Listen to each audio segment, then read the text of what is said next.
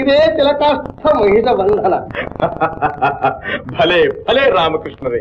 ನಮ್ಮೂರ್ನಾಗ ನಾನೊಬ್ನೇ ಜಾಣ, ನನ್ ಹಾಡು ಅಂದ್ರೆ ಎಲ್ಲಾರ್ಗೂ ಪ್ರಾಣ. ಹಾಸ್ಯ ನಟ ಹಾಸ್ಯ ಚಕ್ರವರ್ತಿ ನರಸಿಂಹರಾಜು ಅವರ ಹಿರಿಯರ ಮನೆಯ ಒಳಗಡೆ ಹೋಗೋಣ. ನೋಡಿ ಎಲ್ಲ ಪಾಳು ಬಿದ್ದಿದೆ. ನೋಡಿ ಈ ಪರಿಸ್ಥಿತಿ ಹಿಂಗಿದೆ ಅಂದ್ರೆ ಕುಡುಕರ ಅಡ್ಡೆ ಆಗಿದೆ. ಮೊನ್ನೆ ಅವ್ರ ಮಕ್ಕಳು ಬಂದಿದ್ರು, ನರಸಿಂಹರಾಜು ಮಕ್ಕಳು. ನೋಡೋರಿಲ್ಲ, ಇದನ್ನ ಮಾಡೋರಿಲ್ಲ ಅನ್ನೋದ್ರಿಂದ ಹಿಂಗಾಗಿದೆ ಇದಷ್ಟೇ. ಯಾರು ಯಾರು ನೀ ಯಾರು, ಎಲ್ಲಿಂದ ಬಂದೆ ಯಾವೂರು, ಬದುಕಿದ್ದ ಜನರು ಎಲ್ಯಾರು ಬರರು. ನಮ್ಮ ಜೊತೆಗೆ ನಮ್ಮ ದಯಾನಂದ್ ಅವರು ಇದ್ದಾರೆ, ತಿಪ್ಟೂರಿನ ನಮ್ಮ ಗೆಳೆಯರು. ಮತ್ತು ಇವತ್ತು ಒಂದು ವಿಶೇಷವಾದ ದಿನ. ನೀವು ಫಸ್ಟ್ ಟೈಮ್ ತಿಪ್ಟೂರಿಗೆ ಬಂದಿದ್ದೀರಾ, ವೆಲ್ಕಮ್. ಧನ್ಯವಾದ ಸರ್, ಧನ್ಯವಾದ. ತಿಪ್ಟೂರಮ್ಮ ಅಂತ ಅಂತಾರೆ, ಬಟ್ ಅದು ಮೂಲ ಕೆಂಪಮ್ಮ ಅಂತ. ತಿಪ್ಟೂರಿನ ಗ್ರಾಮ ದೇವತೆ. ಗ್ರಾಮ ದೇವತೆ. ನಗಬೇಕು ನಗಿಸಬೇಕು, ಇದೇ ನನ್ನ ಧರ್ಮ. ಸ್ನೇಹಿತರೆ, ಈಗ ನಾವು ಇರೋವಂಥದ್ದು ಸ್ನೇಹಿತರೆ ತಿಪ್ಟೂರಿನ ಹೃದಯ ಭಾಗ. ಇದು ತಿಪ್ಟೂರಿನ ಕೇಂದ್ರ ಅಂತ ಕರಿಬಹುದು. ಇದು ತಿಪ್ಟೂರಿನ ಕೋಟೆ ಪ್ರದೇಶ, ಹಳೆಯ ಕೋಟೆ ಪ್ರದೇಶ. ಇಲ್ಲೆಲ್ಲ ನೀವು ನೋಡ್ತಾ ಇದ್ದೀರಿ, ಸ್ವಲ್ಪ ಒತ್ತೊತ್ತಾದ ಮನೆಗಳು, ಹತ್ರ ಮನೆಗಳು, ಜನ ಎಲ್ಲ ಹತ್ತಿದ್ಕೊಂಡೇ ಇದ್ದಾರೆ ಇಲ್ಲಿ ಸ್ನೇಹಿತರೆ. ಡೆನ್ಸಿಟಿ ಜಾಸ್ತಿ, ಜನ ಸಾಂದ್ರತೆ ಜಾಸ್ತಿ ಇಲ್ಲಿ ನಾವು ಬಂದಿರೋಂಥ ಕಾರಣ ಏನು ಅಂತಂದರೆ ಸ್ನೇಹಿತರೆ, ಎಂಥ ರೋಚಕವಾದಂಥ ಒಂದು ಮಾಹಿತಿಯನ್ನು ಹುಡ್ಕೊಂಡು ನಾವು ಬಂದಿದ್ದೀವಿ ಅಂತಂದರೆ, ನೋಡಿ ಈ ತಿಪ್ಟೂರಿನ ಕೋಟೆ ಪ್ರದೇಶದ ಈ ರಸ್ತೆಯಲ್ಲಿ ನೋಡಿ, ಇಲ್ಲಿ ಮುಂದೆ ಹೋದರೆ ಇಲ್ಲೊಂದು ಮನೆ ಇದೆ, ಒಬ್ಬರ ಮನೆ. ಅವರು ಆ ಮನೆ ಅಂತಿಂಥ ಮನೆಯಲ್ಲ ಸ್ನೇಹಿತರೆ, ಕನ್ನಡದ ಮೊಟ್ಟ ಮೊದಲ ಹಾಸ್ಯ ಚಕ್ರವರ್ತಿ, ಕನ್ನಡ ಸಿನಿಮಾಗಳ ಮೊಟ್ಟ ಮೊದಲ ಹಾಸ್ಯ ಚಕ್ರವರ್ತಿ, ಹಾಸ್ಯ ರತ್ನ ನಮ್ಮ ನರಸಿಂಹರಾಜು ಅವರು. ನಮ್ಮ ನರಸಿಂಹರಾಜು ಅವರ ಕುಟುಂಬಕ್ಕೆ ಸೇರಿದ ಒಂದು ಮನೆ ಇದೆ ಸ್ನೇಹಿತರೆ ಇಲ್ಲಿ. ಅಲ್ಲಿಗೆ ನಾವು ಹೋಗೋಣ, ಮನೆ ಹೇಗಿದೆ ನೋಡೋಣ. ನಮ್ಮ ನರಸಿಂಹರಾಜು ಅವರು ನಮ್ಮನ್ನೆಲ್ಲ ರಂಜಿಸಿದಂತಹ ಅದ್ಭುತ ಕಲಾವಿದ ಸ್ನೇಹಿತರೆ. ಒಂದು ಕಾಲದಲ್ಲಿ ಡಾಕ್ಟರ್ ರಾಜ್ಕುಮಾರ್ ಅವ್ರ ಡೇಟ್ ಬೇಕಾದ್ರೆ ಸಿಗುತ್ತೆ ಸಿನಿಮಾಗೆ, ನರಸಿಂಹರಾಜು ಅವ್ರ ಡೇಟ್ ಸಿಗೋದು ಕಷ್ಟ ಅಂತ ಹೇಳ್ತಿದ್ರಲ್ಲ, ಆ ಥರದ ಒಬ್ಬ ಅಪ್ರತಿಮ ಕಲಾವಿದನ ಕುಟುಂಬದ ಮನೆ ಇರೋಂಥ ಜಾಗ ಇದು. ಅಲ್ಲಿ ಹೋಗೋಣ. ಸರ್, ಎಲ್ಲಿದೆ ಮನೆ, ತೋರಿಸ್ಬೋದಾ? ಸರಿ, ಇಲ್ಲೇ ಹೋಗೋಣವಾ? ಸೊ ಇದು ಹಳೆ ಕೋಟೆ ಪ್ರದೇಶ ಅಂತ ಇದ್ರಿ. ಏನು ಕೋಟೆ ಸರ್? ಇದು ಊರಿನ ಹೆಬ್ಬಾಗಿಲು ಅಂತ. ಕೋಟೆ ಅಂದರೆ ಎಂಟ್ರಿ, ನೀವು ಅದು ಊರಿನ ಹೆಬ್ಬಾಗಿಲು ಅಂತ. ಬಟ್ ಇದು ತಿಪ್ಟೂರು ನಗರ ಬೆಳೆಯೋದಕ್ಕಿಂತ ಮುಂಚೆ ಇದೆ, ಬಟ್ ಇವತ್ತು ಆ ಪ್ರದೇಶ ಹಂಗೆ ಇದೆ. ಸೊ ಇದು ಮೂಲ ತಿಪ್ಟೂರು, ಇದು ಮೂಲ ತಿಪ್ಟೂರು ಮೇನ್. ಹೌದು. ಓಕೆ. ಈಗ ಬೃಹದಾಕಾರವಾಗಿ ಜಿಲ್ಲೆ ಆಗುವಂಥ ಮಟ್ಟಿಗೆ ಬೆಳೆದಿದೆ ಊರು. ಇಲ್ಲಿ ಮುಂದೆ ಇದೆ ಅವ್ರ ಮನೆ, ನರಸಿಂಹರಾಜು ಅವ್ರ ಕುಟುಂಬದ್ದು. ನೋಡೋಣ, ಸ್ವಲ್ಪ ಎಲ್ಲ ಹತ್ತಿರ ಮನೆಗಳಿದೆ. ಹ್ಞೂ ಸರ್, ಎಲ್ಲ ಹಳೆ ಮನೆಗಳು. ಈಗ ಸ್ವಲ್ಪ ಆರ್ಡ್ರ್ ಮಾಡ್ಕೊತಾರೆ ಅಷ್ಟೇ. ಎಲ್ಲ ಹಳೆ ಮನೆಗಳು ನೋಡಿ ಸರ್. ಕಾರ್ ಪಕ್ಕದ್ದೇ ಶೆಡ್ಡು ಅದೇ ಇದೆ. ಹಾಂ, ನೋಡಿ ಯಾವ ಸ್ಥಿತಿಲಿದೆ ಈ ಮನೆನಾ ಸರ್? ಹೌದು ಸರ್. ಅಯ್ಯೋ ಸರ್, ಪಕ್ಕನ ಶೋರ ಇದೆ ಮನೆನಾ? ಹೌದೌದು ಸರ್. ಈಗ ನನಗೂ ನಿಮ್ಗೆ ಅಷ್ಟು ನಿಮ್ಗೆ ಇದು ಅಂದರೆ, ನಿಮ್ಗೆ ಇಲ್ಲಿರ್ತಕ್ಕಂಥ ಸುತ್ತಮುತ್ತ ನಿಮ್ಮ ಜನನ ಹೇಳ್ತಾರೆ, ನಿವಾಸಿಗಳಿಗೆ ಗೊತ್ತು. ಕಾಂತಾರ ಕೃಷ್ಣ ಏನಪ್ಪ ಇವನು ಗೋವಿಂದು ಅಂತ, ಕಾಂತಾರ ಗೋವಿಂದು. ಇವರು ಡೆಕೋರೇಷನ್ ಎಲ್ಲ ಮಾಡಿ ಭಾಳ ಅದ್ಭುತವಾದ ಹೆಸರು ಮಾಡಿದೆ ತಿಪ್ಟೂರಲ್ಲಿ. ಈ ಮನೆ ಯಾರ್ದು? ನರಸಿಂಹರಾಜು ಅವ್ರದ್ದು ಹಳೆ ಮನೆ, ಅವ್ರದ್ದು ಸ್ವಂತ ಮನೆ. ನರಸಿಂಹರಾಜು ಅವ್ರದ್ದು. ಅವ್ರು ಬರ್ತಿದ್ರು ಇಲ್ಲಿಗೆ? ಖಂಡಿತ. ನಾವು ಆಗ ಚಿಕ್ಕ ಹುಡುಗರು ಇದು ಕೇಳಿದ್ದೀವಿ, ಇದೇ ಮನೆ ಇಲ್ಲೇ ಇದ್ದಿದ್ದು ಅಂತ. ಅವರ ಅಕ್ಕನ ಯಾರು ಇದಾರಲ್ಲ, ಅವರೆಲ್ಲ ಬರ್ತಾರೆ ಅವ್ರು ಇಲ್ಲಿಗೆ. ಓಕೆ. ಅಂದರೆ ಅವ್ರ ಮಕ್ಕಳು ಬರ್ತಾರೆ, ಸುಧಾ ನರಸಿಂಹರಾಜು ಬರ್ತಾರೆ. ಮನೆಗಿದೆ ಅದು ಏನು ಗೊತ್ತಿಲ್ಲ, ಅವಾಗಿಂದ ಹಿಂಗೆ ಐತಿ, ಅದು ಹಿಂಗೆ ಇದೆ ಅವತ್ತಿಂದನು. ಗುರ್ತಿಸಿಲ್ಲ, ನೀಟಾಗಿ ಇದು ಮಾಡಿಲ್ಲ, ಗುರ್ತಿಸಿ ಎಲ್ಲ ಮಾಡಿದ್ದೀರ. ಅದಕ್ಕೊಂದು ಸ್ಥಾನ ಸಿಕ್ಕಿ ಚೆನ್ನಾಗಿರೋದು. ಗುರ್ತಿಸಿಲ್ಲ, ಯಾರು ಗುರ್ಸೋಕೆ ಬಂದಿಲ್ಲ. ನರಸಿಂಹರಾಜು ಅವ್ರಿಗೆ ಹೋದ್ಮೇಲೆ ಅದನ್ನು ಹಂಗೆ ಬಿಟ್ಬಿಟ್ರು, ಅದು ಹಂಗೆ ಉಳ್ಕೊಂಡು ಹಿಂಗೆ ಐತೆ. ಅದು ಗುರ್ಸಿ ನರಸಿಂಹರಾಜು ಇಲ್ಲೇ ಇದ್ದಿದ್ದು ಎಲ್ಲ ಅಂತ ಅಂದಿದ್ರೆ ಅದು ಎಲ್ಲ ಹೋಗಿರೋದು. ಅದು ಆ ಕಥೆನೇ ಬೇರೆ ಆಗಿರೋದು. ಈಗ ಅಲ್ಲಿ ಹೋದ್ಮೇಲೆ ಅವ್ರು ಈ ಕಡೆ ಬರೋಲ್ಲ, ಇದು ಹಿಂಗೆ ಬಿಟ್ಟು ಹಿಂಗೆ ಅವತ್ತಿಂದ ಹಿಂಗೆ ಪಾಳು ಬಿದ್ದುಬಿಟ್ಟಿದೆ. ಅಕ್ಕ, ಈ ಮನೆ ಯಾರ್ದು? ನರಸಿಂಹರಾಜದು. ನರಸಿಂಹರಾಜು ಅವರ ತಂದೆಯರ್ದು. ತಂದೆಯರ್ದು. ನೀವು ನೋಡಿದ್ರಾ ನರಸಿಂಹರಾಜು ಅವ್ರನ್ನ? ನರಸಿಂಹರಾಜು ನೋಡಿಲ್ಲ, ಅವ್ರ ಅಕ್ಕಾರು ನೋಡಿದ್ದ. ಮೊನ್ನೆ ಅವ್ರ ಮಕ್ಕಳು ಬಂದಿದ್ರು, ನರಸಿಂಹರಾಜು ಮಕ್ಕಳು. ಅವರ ತಮ್ಮನ ಮಕ್ಕಳೇನೋ ಬಂದು ನೋಡ್ಕೊಂಡು ಹೋಗಿದ್ದಾರೆ. ಸೇಲ್ ಮಾಡ್ತೀವಿ ಅಂತ ಹೇಳೋಗಿದ್ದಾರೆ. ಸೇಲ್ ಮಾಡ್ತಾರೆ. ಅವ್ರ ಅಕ್ಕರ್ನ ತಂಗಿನ ಸುಬ್ಬಮ್ಮಾರು ಅಂತ, ಅವರು ನೋಡಿದ್ದೀರಿ. ಯಾವ ಪಿಕ್ಚರ್ ಇಷ್ಟ? ಹೆಸರುಗಳು ಹೇಳಕ್ ಬರಲ್ಲ, ಅಂದರೆ ತುಂಬ ಈಗಲೂ ನೋಡ್ತಾನೆ ಇರ್ತೀವಿ. ರಾಜ್ಕುಮಾರು ನರಸಿಂಹರಾಜದು ತುಂಬಾ ಇಷ್ಟ. ಈಗಿನ ಪಿಕ್ಚರ್ಗಳೇನು ಅಷ್ಟು ನೋಡೋಕ್ಕಲ್ಲ, ಆಗ್ಲವೇ ನೋಡ್ತೀವಿ. ಒಂದು ವಾರದೊಳಗಾಗಿ ಕರಿ ನಾಯಿ ಬಿಳಿ ನಾಯಿ ಮಾಡಿದ್ರೆ 500 ವರಹ ಕೊಡ್ತಾರಂತೆ. ಈ ಮನೆ ಯಾರ್ದು? ಈ ಮನೆ ನರಸಿಂಹರಾಜು ಅವ್ರದ್ದು. ನರಸಿಂಹರಾಜು ಅವ್ರದ್ದು. ನರಸಿಂಹರಾಜು ಅವ್ರು ಬರ್ತಿದ್ರೆ ಇಲ್ಲಿಗೆ? ಅದು ನಮಗೆ ಗೊತ್ತಿಲ್ಲ, ನಾವು ಮದುವೆ ಆದಾಗಿಂದ ನೋಡಿಲ್ಲ ಅವ್ರನ್ನ, ಇಲ್ಲಿಗೆ ಬಂದಾಗಿಂದ. ಆದರೆ ಇದ್ದಾರೆ, ಒಂದು ಹಿರಿಯ ನಟ, ಹಾಸ್ಯ ನಟ ಅವ್ರ ಮನೆ ಅನ್ನೋದೊಂದು ಹೆಮ್ಮೆ ಅಷ್ಟೇ. ನೋಡೋರಿಲ್ಲ, ಇದನ್ನ ಮಾಡೋರಿಲ್ಲ ಅನ್ನೋದ್ರಿಂದ ಹಿಂಗಾಗಿದೆ ಇದಷ್ಟೇ. ಇದು ನರಸಿಂಹರಾಜು ಅವ್ರ ಮನೆ ಅಂತ ನೋಡಿದ್ದೀರಾ? ಇದು ನಮ್ಮ ಹೇಳ್ತಿದ್ರು ಸರ್, ನಮ್ಮ ಅಜ್ಜಿ ತಾತವರೆಲ್ಲ ಇದ್ರು ಅಂತ ಹೇಳ್ತಿದ್ರು. ಬಟ್ ಇದು ಖಾಲಿನೇ ಇದೆ, ಅದು ಅವಾಗಿಂದ ಖಾಲಿನೇ ಇದೆ. ನರಸಿಂಹರಾಜು ಪಿಕ್ಚರ್ ನೋಡಿದ್ದೀರಾ? ಹಾಂ ಸರ್. ಓಕೆ. ಅವ್ರದ್ದು ಕಾಮಿಡಿ ಟೈಮಿಂಗ್ ಯಾರು ಮ್ಯಾಚ್ ಮಾಡೋಕ್ಕಲ್ಲ. Right, correct. Subscriber, thank you. ಮೊದಲು ಮದುವೆ ಆಗಲಿ, ಆಮೇಲೆ ಬೇಕಾದ್ರೆ ಇಂಪ್ರೂವ್ ಮಾಡ್ಬೋದಲ್ಲ. ಹಾಸ್ಯ ನಟ ಹಾಸ್ಯ ಚಕ್ರವರ್ತಿ ನರಸಿಂಹರಾಜು ಅವರ ಹಿರಿಯರ ಮನೆಯ ಒಳಗಡೆ ಹೋಗೋಣ. ಸರ್ ಸ್ವಾಮಿ. ಸರ್ ಹಾಗೆ ಇರ್ತವೆ ಸರ್. ಅಲ್ಲ ಹೇಳೋಕ್ಕಾಗಲ್ಲ ಸರ್. ಹ್ಞೂ ಸ್ವಾಮಿ. ನಾಯಿ ಮರಿಯಾಕೆ ಕಚ್ಬಿಡುತ್ತೆ. ಹೌದು ಹೌದು. ಯಪ್ಪೋ ಲಬಕ್ಕಂತ ಬಂದು ಬಾಯಾಕ್ಬಿಡುತ್ತೆ ಆಮೇಲೆ. ಅದು ಬೇರೆ ಕಷ್ಟ ಸ್ವಾಮಿ.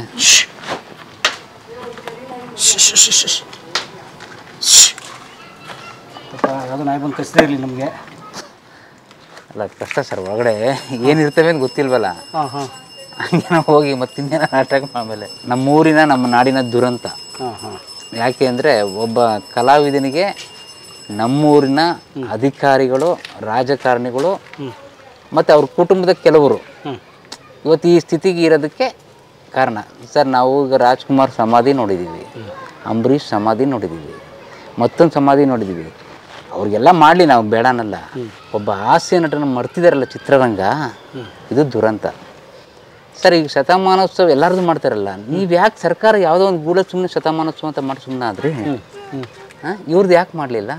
ಸ್ನೇಹಿತರೆ ನೋಡಿ, ಇದು ನರಸಿಂಹರಾಜು ಅವರ ಹಿರಿಯರ ಮನೆ ಸ್ನೇಹಿತರೆ. ಇದು ಅಂದರೆ ನರಸಿಂಹರಾಜು ಅವರ ಹೆಸರು ತಿಪ್ಟೂರು ರಾಮರಾಜು ನರಸಿಂಹರಾಜು ಅಂಥೇಳಿ, TR ನರಸಿಂಹರಾಜು ಅಂತ. ಅವ್ರು ಹುಟ್ಟಿದ್ದು 1923 ಜುಲೈನಲ್ಲಿ ಹುಟ್ಟಿದ್ದು ಸ್ನೇಹಿತರೆ. ಈಗ ಈ ಜುಲೈ ಬಂದುಬಿಟ್ರೆ, ಈಗ 2025 ಜುಲೈ ಬಂದರೆ ಅವರು ಹುಟ್ಟಿ ಬರೋಬ್ಬರಿ 102 ವರ್ಷ, 102 ಇಯರ್ಸ್ ಅವ್ರಿಗೆ. ಶತಮಾನೋತ್ಸವ ದಾಟ್ಬಿಟ್ಟಿದೆ, 2 ವರ್ಷದಿಂದ ಶತಮಾನೋತ್ಸವ ದಾಟಿದೆ ಸ್ನೇಹಿತರೆ. ಅಂಥ ಹಿರಿಯ ಪ್ರತಿಮಾ ಕಲಾವಿದರವರು ಎಂತೆಂಥ ಪಾತ್ರಗಳು ಮಾಡಿದ್ದಾರೆ, ಅವರು ಎಷ್ಟೆಲ್ಲ ರಂಜಿಸಿದ್ದಾರೆ ಸ್ನೇಹಿತರೆ. ಅವರ ಹಿಸ್ಟ್ರಿ ಒಂಚೂರು ಹೇಳಿದ್ರೆ ನಿಮ್ಗೆ ಆಶ್ಚರ್ಯ ಕೂಡ ಆಗುತ್ತೆ. 1923 ಹುಟ್ಟಿದಂಥವ್ರು, ಕಡು ಬಡತನ ಮನೆಯಲ್ಲಿ. ಅವರು ಬರೀ 4ನೇ ವಯಸ್ಸಿಗೆ ಅವರು ನಾಟಕ ಕಂಪ್ನಿಯಲ್ಲಿ ನಟನೆ ಶುರು ಮಾಡ್ತಾರೆ. ಒಂದಲ್ಲ ಎರಡಲ್ಲ 4-5 ನಾಟಕ ಕಂಪ್ನಿಗಳಲ್ಲಿ ಓಡಾಡ್ತಾರೆ. ಬಹಳ ಚಿಕ್ಕ ವಯಸ್ಸಿಗೆ ತಾವೇ ಸ್ವತಃ ಒಂದು ನಾಟಕದ ಕಂಪನಿ ಶುರು ಮಾಡ್ತಾರೆ, ಅಲ್ಲಿ ನಾಟಕಗಳನ್ನ ಮಾಡಿಸ್ತಿರ್ತಾರೆ. ಅದು ನಷ್ಟ ಆಗ್ಬಿಡುತ್ತೆ ಆರ್ಥಿಕವಾಗಿ. ಅದನ್ನು ಬಿಟ್ಟು ಮತ್ತೊಂದಷ್ಟು ನಾಟಕದ ಕಂಪ್ನಿಗಳಿಗೆ ನಟ ಆಗಿ ದುಡಿಯೋಕ್ಕೆ ಹೋಗ್ತಾರೆ. ಹೀಗಿರೋ ಸಂದರ್ಭದಲ್ಲೇ ಅವರಿಗೆ 1954, ನಾವು ಮರೆಯಲೇಬಾರ್ದಂಥ ವರ್ಷ ಅದು 1954. ಯಾಕೆ ಗೊತ್ತಾ? ಕನ್ನಡ ಚಿತ್ರರಂಗದ ಇತಿಹಾಸದಲ್ಲಿ ಸುವರ್ಣಾಕ್ಷರದಲ್ಲಿ ಬರೆದಿಡಬೇಕಾದಂತಹ ಇಸ್ವಿ ಅದು 1954. ವೈ? ಬಿಕಾಸ್ ಡಾಕ್ಟರ್ ರಾಜ್ಕುಮಾರ್ ಮತ್ತು ನರಸಿಂಹರಾಜು ಅವರು ಒಟ್ಟೊಟ್ಟಿಗೆ ಚಿತ್ರರಂಗಕ್ಕೆ ಬಂದಂಥ ವರ್ಷ ಅದು. ಎಸ್, ಬೇಡರ ಕಣ್ಣಪ್ಪ ಸಿನಿಮಾ ನೀವೆಲ್ಲ ನೋಡೇ ಇರ್ತೀರಿ, ಕೇಳಿರ್ತೀರಿ. ರಾಜ್ಕುಮಾರ್ ಅವ್ರ ಮೊದಲನೇ ಸಿನಿಮಾ, ಅದು ಬಹಳ ಜನಕ್ಕೆ ಗೊತ್ತಿರುತ್ತೆ. ಆದರೆ ಅದೇ ಸಿನಿಮಾ ನರಸಿಂಹರಾಜು ಅವರ ಮೊದಲ ಸಿನಿಮಾ ಕೂಡ ಹೌದು. 1954 ಬಿಡುಗಡೆ ಆದ ಸಿನಿಮಾ ಸ್ನೇಹಿತರೆ. ರಾಜ್ಕುಮಾರ್ ಅವ್ರ ನಾಯಕನ ಪಾತ್ರ, ನಮ್ಮ ನರಸಿಂಹರಾಜು ಅದರಲ್ಲಿ ಒಂದು ಹಾಸ್ಯ ಪಾತ್ರ ಮಾಡಿದರು ಸ್ನೇಹಿತರೆ. ಅವರು ಒಂದು ಚಿಕ್ಕ ಪಾತ್ರ ಮಾಡಿದರು. ಅವರಿಬ್ಬರು ಮೊದಲ ಸಿನಿಮಾ ಅದು. ಅಲ್ಲಿಂದ ಬಿಡಿ ಅವರಿಬ್ಬರು ತಿರುಗಿ ನೋಡೇ ಇಲ್ಲ. ಯು ಡೋಂಟ್ ಬಿಲೀವ್, ನಂಬಲ್ಲ, ರಾಜ್ಕುಮಾರ್ ಅವರಿಗಿಂತಲೂ ಮೊದಲೇ 100 ಸಿನಿಮಾಗಳನ್ನು ಕಂಪ್ಲೀಟ್ ಮಾಡಿದವರು ನರಸಿಂಹರಾಜು ಅವರು. ರಾಜ್ಕುಮಾರ್ ಅವ್ರಿಗಿಂತಲೂ ಮೊದಲೇ ಅಂದಿನ ಮದ್ರಾಸ್ನಲ್ಲಿ ಮೊಟ್ಟ ಮೊದಲು ಸ್ವಂತ ಮನೆ ಮಾಡಿದ್ದು ನರಸಿಂಹರಾಜು ಅವರೇ. ಅಷ್ಟು ಮಾತ್ರ ಅಲ್ಲ ಸ್ನೇಹಿತರೆ, ತಾವೇ ಸ್ವತಃ ಚಿತ್ರ ನಿರ್ಮಾಣಕ್ಕೆ ಮೊದಲು ಇಳಿದಿದ್ದು ಕೂಡ ನರಸಿಂಹರಾಜು ಅವರೇ. ಇದು ನರಸಿಂಹರಾಜು ಅವರ ಜೀವನದ ಒಂದು ಕತೆ ನಿಮ್ಗೆ ಹೇಳಬೇಕಾಗಿತ್ತು. ಅಂಥ ಮಹನೀಯವರು. ಅವ್ರ ತಂದೆ ರಾಮರಾಜು ಅವರು ಆ ಕಾಲದಲ್ಲಿ ಪೊಲೀಸ್ ಇಲಾಖೆಯಲ್ಲಿ ಕೆಲಸ ಮಾಡ್ತಿದ್ರಂತೆ, ಒಂದು ಕಾನ್ಸ್ಟೇಬಲ್ ಆಗಿ. ಅವರು ಇದ್ದ ಮನೆ ಇದಂತೆ ನೋಡಿ ಸ್ನೇಹಿತರೆ. ಇದು ಅವರ ನರಸಿಂಹರಾಜು ಅವರ ತಂದೆ ಮನೆ ಇದು, ಅವರಿದ್ದ ಮನೆ ಇದು ನೋಡಿ. ಎಲ್ಲ ಪಾಳು ಬಿದ್ದಿದೆ. ಸೊ ಹಾಗಾಗಿ ಅಂದರೆ ಅವ್ರ ಕುಟುಂಬ ಏನು ಹೇಳುತ್ತೆ ಅಂದರೆ, ಸುಧಾ ಮೇಡಮ್ ಹತ್ರ ನಾನು ಮಾತಾಡಿದೆ. ಇಲ್ಲ ಪರಂ, ನಮ್ಮ ತಂದೆ ಅಲ್ಲಿರಲಿಲ್ಲ, ನಮ್ಮ ತಂದೆ ಹುಟ್ಟಿದ ಮನೆ ಅಲ್ಲ ಅಂತ ನಂಗೆ ಅನಿಸುತ್ತೆ, ಅದ್ರ ಬಗ್ಗೆ ನಂಗೆ ಮಾಹಿತಿ ಇಲ್ಲ. ಆದರೆ ನಮ್ಮ ತಂದೆ ಅಂತೂ ಅಲ್ಲಿ ಹೋಗ್ತಿರ್ಲಿಲ್ಲ ಅಂತ. ಆದರೆ ನನ್ನ ಮನವಿ ಕಳಕಳಿ ಏನು ಅಂತಂದರೆ, ಈ ಮನೆ ನರಸಿಂಹರಾಜು ಅವ್ರ ಕುಟುಂಬದ ಮನೆ. ಒಂದು ಅವಿನಾಭಾವ ಸಂಬಂಧ, ಒಂದು ಆತ್ಮೀಯತೆ, ಒಂದು ಭಾವನಾತ್ಮಕ ಒಡನಾಟ ಇರುತ್ತೆ.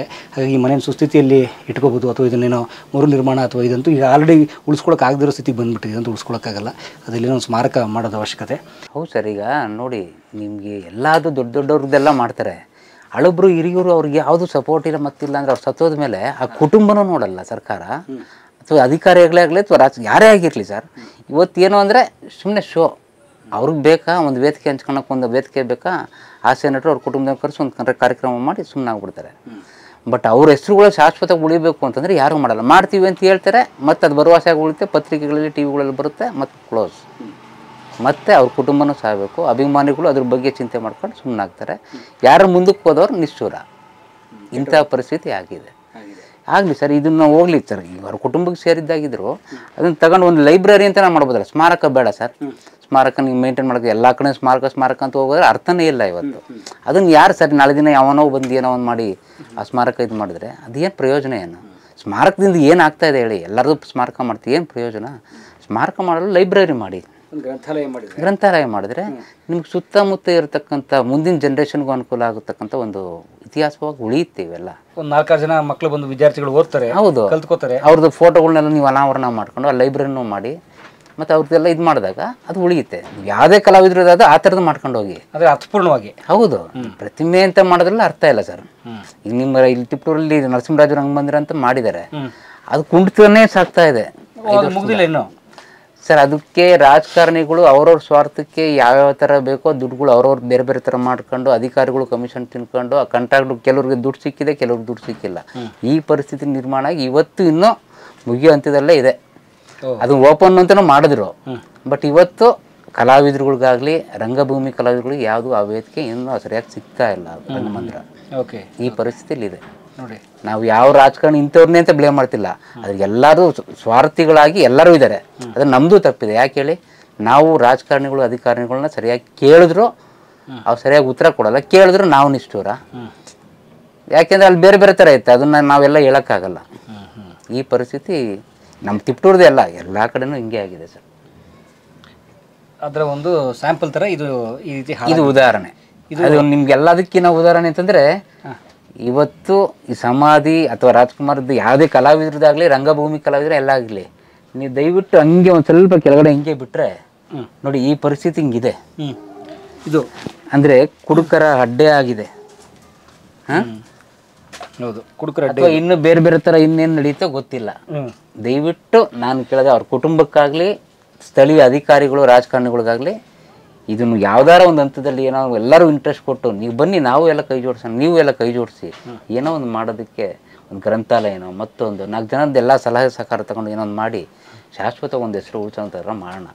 ಈ ಪರಿಸ್ಥಿತಿ ಯಾವ ಕಲಾವಿದರಿಗೂ ಬರೋದು ಬೇಡ, ಯಾರಿಗೂ ಬರೋದು ಬೇಡ. ತುಂಬ ಶೋಚನೀಯ ಪರಿಸ್ಥಿತಿ ಇದು, ತುಂಬ ನೋವಾಗುತ್ತೆ. ಈಗ ಅವ್ರ ಅಪ್ಪ, ಅವ್ರು ನರಸಿಂಹರಾಜು ಅವ್ರ ಅಪ್ಪವ್ರು ಇರ್ಬೋದು, ಬಟ್ ನರಸಿಂಹರಾಜು ಓಡಾಡಿದ್ದು ಮತ್ತೆಲ್ಲ ಜಾಗ ನನಗೆ ಗೊತ್ತು. ನಮ್ಮ ತಂದೆಯವರು ಎಲ್ಲ ಅವರೆಲ್ಲ ಫ್ರೆಂಡ್ಸ್, ಕ್ಲಾಸ್ಮೇಟ್ಸ್ ಅವರೆಲ್ಲ. ನಮ್ಮ ತಂದೆಯವರೆಲ್ಲ ಕ್ಲಾಸ್ಮೇಟ್ಸ್, ನಮ್ಮ ತಂದೆಯವ್ರ ಜೊತೆ ಇದ್ದಿದ್ದು ಫೋಟೋಸ್ ಎಲ್ಲ ಇತ್ತು, ಆ ಮನೇಲೆಲ್ಲ ಇದೆ. ಬಟ್ ಅವರೆಲ್ಲ ಓಡಾಡಿದ ಜಾಗ ಸರ್ ಇದೆಲ್ಲ. ಈಗ ಕೆಲವರು ಅವ್ರ ಕುಟುಂಬಕ್ಕೆ ಗೊತ್ತೆಲ್ಲ ಇರ್ಬೋದು, ಅವ್ರು ಇರಲಿಲ್ಲ ಮಾಡಲಿಲ್ಲ ಅಂತ. ಅದು ಅವ್ರ ಕುಟುಂಬಕ್ಕೆ ಕೆಲವು ಗೊತ್ತೆಲ್ಲ ಇದ್ದರು, ಅವ್ರ ತಾಯಿಗೂ ಗೊತ್ತಿರುತ್ತೆ, ಸುಧಾನರಸಿಂಹರಾಜು ತಾಯಿಗೂ ಗೊತ್ತಿರುತ್ತೆ, ನಮ್ಮ ತಂದೆಗೂ ಗೊತ್ತು. ಇಲ್ಲಾಂದ್ರೆ ಅವ್ರ ಕ್ಲಾಸ್ಮೇಟ್ಸ್ ಆಗಿ ಇಲ್ಲೆಲ್ಲ ಯಾಕೆ ಓಡಾಡ್ತಿದ್ರು ಸರ್? ಇಲ್ಲೆಲ್ಲ ಅವ್ರ ಗೆಳೆಯರ ಬಳಗ ಇತ್ತು. ಅಯ್ಯೋ ಹೌದು, ನರಸಿಂಹರಾಜ್ ಗೆಳೆಯರ ಬಳಗ. ಹೌದು ಇದೆ, ಗೆಳೆಯರ ಬಳಗ ಇನ್ನೂ ಕೆಲವರು ಸುಮಾರು ಜನ ಕೆಲವರು ಇಲ್ಲ ಇತ್ತು ಇದ್ದಾರೆ. ಹಳಬರು ಇದ್ದಾರೆ. ಬಟ್ ಹಂಗಂತೇಳಿ ಇದು ಮಾಡೋದಲ್ಲ, ನಾವು ಅದನ್ನ ನೆಗ್ಲೆಕ್ಟ್ ಮಾಡೋದಲ್ಲ. ಯಾಕೆಂದ್ರೆ ನಾವೇ ನೆಗ್ಲೆಕ್ಟ್ ಮಾಡಿಬಿಟ್ರೆ ಮತ್ತಿನ್ನೂ ಈ ಪರಿಸ್ಥಿತಿ ಇನ್ನೂ ಬಿದ್ದೋದ್ರು ಯಾರು ಕೇಳೋರಿಲ್ಲ, ಆ ಪರಿಸ್ಥಿತಿ ಆಗುತ್ತೆ. ಅಂದರೆ ಅವ್ರ ನೆನಪಿಗೆ ನೋಡಿ ಸ್ನೇಹಿತರೆ, ನರಸಿಂಹರಾಜ್ ಅವ್ರ ಬಗ್ಗೆ ಅವ್ರು ಎಂಥ ದೊಡ್ಡ ನಟ ಅನ್ನೋಕ್ಕೆ ಸ್ನೇಹಿತರೆ, ಒಂದು ಕಾಲದಲ್ಲಿ ಮೊದಲು ರಾಜ್ಕುಮಾರ್ ಅವ್ರ ಹತ್ರ ಏನಾದರೂ ಕಾಲ್ ಶೀಟ್ ಕೇಳೋಕ್ಕೆ, ಅಣ್ಣವರೇ ನಿಮ್ಮ ಸಿನಿಮಾ ಮಾಡ್ಬೇಕು, ನೀವು ನಾಯಕರಾಗಿ ನಿಮ್ಮ ಡೇಟ್ಸ್ ಕೊಡಿ ಅಂತ ಕೇಳಕ್ಕೆ ಹೋದಾಗ ಮೊದಲು ದಯವಿಟ್ಟು ಬಾಲಣ್ಣವರು ಮತ್ತು ನರಸಿಂಹರಾಜ್ ಅವ್ರನ್ನ ಬುಕ್ ಮಾಡಿದ್ದೀರಾ ನೀವು, ಅವ್ರನ್ನ ಬುಕ್ ಮಾಡ್ಕೊಂಬನ್ನಿ, ನಾನು ಡೇಟ್ ಕೊಡ್ತೀನಿ ಅಂತ ಹೇಳ್ತೀರಂದರೆ ಆ ಥರದೊಂದು ಒಡನಾಟ ಇತ್ತು. KS ಅಶ್ವಥ್ ಅವರು, ಬಾಲಣ್ಣ ಅವರು, ನರಸಿಂಹರಾಜು, ಆಮೇಲೆ ನಮ್ಮ ರಾಜ್ಕುಮಾರ್ ಅವರು, ಇವ್ರದೆಲ್ಲ ಒಂದು ತಂಡ, ಅವ್ರದೆಲ್ಲ ಒಂದು ಕುಟುಂಬದ ಥರ ಕೆಲಸ ಮಾಡ್ತಿದ್ರು. ಅಷ್ಟು ಬ್ಯುಸಿಯೆಸ್ಟ್ ನಟ ಅವರು ನಮ್ಮ ನರಸಿಂಹರಾಜ್ ಅವರು. ಕನ್ನಡದ ಚಾರ್ಲಿ ಚಾಪ್ಲಿನ್ ಅದು ಏನೇನೂ ತಪ್ಪಲ್ಲ. ಯಾಕಂದರೆ ಚಾರ್ಲಿ ಚಾಪ್ಲಿನ್ ಮನೆ ನಾವು ಇದರಲ್ಲೆಲ್ಲ ಇದೆ ನೋಡಿ, ಇಂಗ್ಲೆಂಡಲ್ಲೆಲ್ಲ ಅವ್ರ ಮನೆ ಇದೆ, ಚಾರ್ಲಿ ಚಾಪ್ಲಿನ್ ಮನೆಯ ಸ್ಮಾರಕ ಎಷ್ಟು ಚೆನ್ನಾಗಿ ಮಾಡಿದ್ದಾರೆ. ಸೊ ಆ ಥರ ನರಸಿಂಹರಾಜ್ ಅವ್ರ ಕನ್ನಡಕ್ಕೆ ಏನು ಕಡಿಮೆ ಇಲ್ಲ. ಅಂದರೆ ನಾವು ವಿ ಡೋಂಟ್ ಸೆಲೆಬ್ರೇಟ್, ನಾವು ನಮಗೆ ಉಪೇಕ್ಷೆ, ನಮಗೇನೋ ತಾತ್ಸಾರ, ನಮ್ಮವ್ರ ಬಗ್ಗೆನೇ ಏನೋ ಒಂದು ಅಪನಂಬಿಕೆ, ನಮ್ಮವ್ರ ಬಗ್ಗೆ ಏನೋ ಒಂದು ಈರ್ಷೆ, ಒಂದು ಹೊಟ್ಟೆವ್ರಿ ಇತ್ಯಾದಿ ಎಲ್ಲ ಏನೇನೋ ಇರುತ್ತೆ ನಮ್ಮೊಳಗಡೆ ಸಣ್ಣತನ. ಆದರೆ ಚಾರ್ಲಿ ಚಾಪ್ಲಿನ್ ಅಂತ ಒಬ್ಬ ಮಹಾನ್ ನಟನ ಸ್ಮಾರಕ ಅವ್ರ ಮನೆ ಮ್ಯೂಸಿಯಮ್ ಎಲ್ಲ ಮಾಡಿಟ್ಟಿದ್ದಾರೆ ಚಾಪ್ಲಿನ್ದು, ನಾವು ನರಸಿಂಹರಾಜ್ ಅವ್ರದ್ದು ಯಾಕೆ ಮಾಡೋಕ್ಕಾಗ್ತಿಲ್ಲ ಅಲ್ವಾ? ಆ ಥರದ್ದು ಮಾಡಿದರೆ ಸರ್ ಹೇಳಿದಾಗ ಇದೊಂದು ಗ್ರಂಥಾಲಯ, ಒಂದು ರೀಡಿಂಗ್ ರೂಮ್, ವಾಚನಾಲಯ ಮಾಡಿದರೆ ಈ ಕೋಟೆ ಸುತ್ತಮುತ್ತ ಇವರೆಲ್ಲ ಬರ್ತಿದ್ರು, ಓದ್ತಿದ್ರು, ನ್ಯೂಸ್ ಪೇಪರ್, ಮ್ಯಾಗಝಿನ್ಸು, ಪುಸ್ತಕಗಳು, ಸುತ್ತ ನರಸಿಂಹರಾಜ್ ಅವ್ರ ಫೋಟೋಗಳು ಹಾಕಿ ಅವ್ರು ಯಾವ್ಯಾವ ಸಿನಿಮಾ ಮಾಡಿದ್ರು ಅವರ ಬದುಕಿನ ಪ್ರತಿ ಮುಖ್ಯವಾದ ಘಟ್ಟಗಳನ್ನು ಬರೆದಾಕಿದರೆ ಅದೇ ಒಂದು ಮಾಹಿತಿ, ಅದೇ ಒಂದು ನಾಲೆಡ್ಜ್, ಜನಕ್ಕೆ ಇತಿಹಾಸದ ಬಗ್ಗೆ ಒಂದು ಅರಿವು, ಒಬ್ಬ ನಟನ ನಡೆದು ಬಂದ ದಾರಿಯ ಪರಿಚಯ ಆಗ್ತಿತ್ತು ಅಂತ ನಾನು ಹೇಳಕ್ಕೆ ಇಷ್ಟಪಡ್ತೀನಿ. ನರಸಿಂಹರಾಜ್ ಅವ್ರಿಗೆ 3 ಜನ ಮಕ್ಕಳು, ಅವ್ರಿಗೆ ಒಬ್ಬ ಗಂಡು ಮಗ, 2 ಹೆಣ್ಮಕ್ಳು. ಸುಧಾ ನರಸಿಂಹರಾಜ್ ಅವರು ಈಗಲೂ ಇದ್ದಾರೆ, ತಾವು ನೋಡ್ಬೋದು. ಇನ್ನೊಬ್ಬರು ಹೆಣ್ಮಗಳು ಕೂಡ. ಒಬ್ಬ ಮಗ ಅವರು ಅಕಾಲಿಕವಾಗಿ ತೀರ್ಕೋತಾರೆ, ಅವರು ನರಸಿಂಹರಾಜ್ ಅವ್ರ ಮಗ. ನಮ್ಮ ಕಲಾಮಾಧ್ಯಮ ಸಂದರ್ಶನದಲ್ಲಿ ದೊರೆ ಭಗವಾನ್ ಅವ್ರ ಸಂದರ್ಶನ ತಾವು ನೋಡಿದರೆ ನರಸಿಂಹರಾಜ್ ಅವ್ರ ದುರಂತ ಅವ್ರು ವರ್ಣಿಸಿದ್ದಾರೆ. ನರಸಿಂಹರಾಜ್ ಅವ್ರ ಮಗ ಒಂದು ಈ ಕೆಂಡ ಇರುತ್ತಲ್ಲ, ಕೆಂಡಕ್ಕೇನೋ ಕೈ ಇಟ್ಬಿಟ್ಟು ಕೈಯೆಲ್ಲ ಬಂದು ಬರ್ನಾಗ್ಬಿಡುತ್ತೆ ಅವ್ರಿಗೆ. ಅದು ಆದಮೇಲೆ ಅದು ತುಂಬ ಸಮಸ್ಯೆ ಆಗಿ ಏನೋ ಇದಾಗಿ ಮುಂದೆ ಹುಡುಗ ತೀರ್ಕೊಂಡ್ಬಿಟ್ಟು ಆ ನೋವು ಅವ್ರನ್ನ ಬಾಧಿಸ್ತಿತ್ತು, ಅವ್ರನ್ನ ಸಿಕ್ಕಾಪಟ್ಟೆ ಅವ್ರಿಗೆ ಆ ನೋವು ಹಿಂಸೆ ಕೊಡ್ತಿತ್ತು.